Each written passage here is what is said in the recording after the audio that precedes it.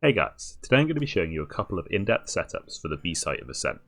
I'll show you the setup, talk about your positioning in the site, and how you can get the most out of your utility. I've already made a Cypher setup guide for the whole map, so check that out in the playlist in the end card after the video for more setups.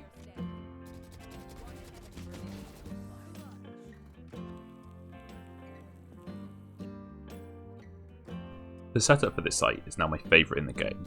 It's fully deployable in the prep phase, makes use of 2 one-way smoke spots, check out this video for all the Cypher one-way smoke spots on Ascent I've already found, and lets you massively outplay the enemy. And don't worry, it doesn't require tons of practice to learn how to throw the cages into position.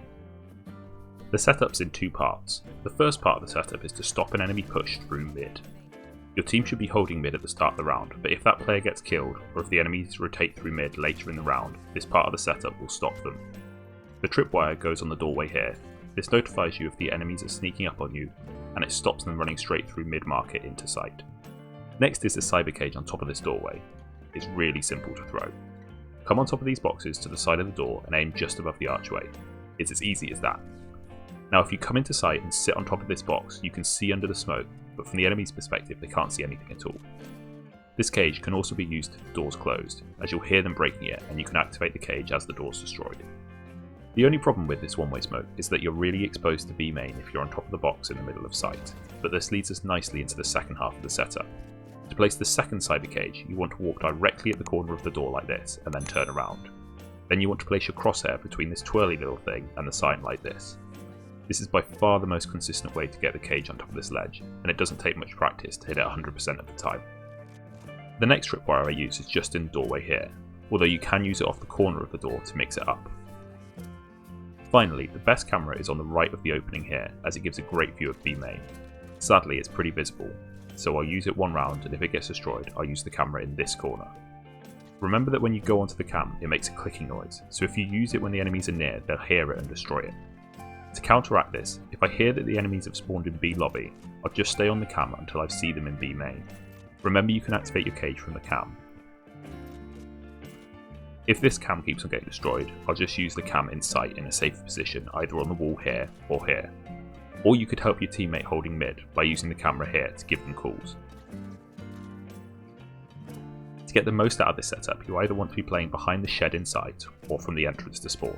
The shed spot is better, as if someone's caught in your tripwire, you can wallbang them through the shed wall.